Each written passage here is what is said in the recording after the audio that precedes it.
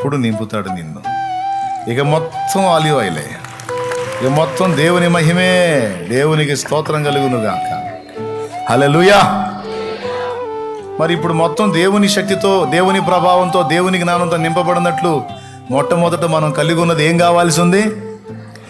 ఆ ఖాళీ చేసే ప్రక్రియ మనకు అర్థం కాదు. కూర్చొని ఏడుస్తూ ఉంటారు. ఒకప్పుడు బాగానే తెచ్చాగా తండ్రి, ఏంది నాయన నా బతికి ఎట్టయిపోతుంది, ఏం తండ్రి అసలు ఎందుకు చేస్తున్నావు నాయన, నువ్వు రచ్చిస్తావంటే మేము పగబట్టావా ఏంది నాయన, నన్నేంది ప్రభు ఇట్ట చేస్తున్నావు అని కూర్చొని మొత్తుకుంటూ ఉంటారు జనం. అది గొడవ. ఇక్కడ ఆయన ఏం మాట్లాడు, ముందు ఆయన ఖాళీ చేసే పనిలో ఉంటాడు. ఈ ఖాళీ చేస్తుంటే కుయ్యో మర్రో కుయ్యో మర్రో. ఎందుకు చేశాడు ఖాళీ? ఏం ఆశించి చేశాడు అంటే, నిన్ను ఆయన తన మహిమతో నింపాలనుకున్నాడు, నిన్ను మహిమపరచాలనుకున్నాడు, నీ ద్వారా ఆయన మహిమ తెచ్చుకోవాలనుకున్నాడు.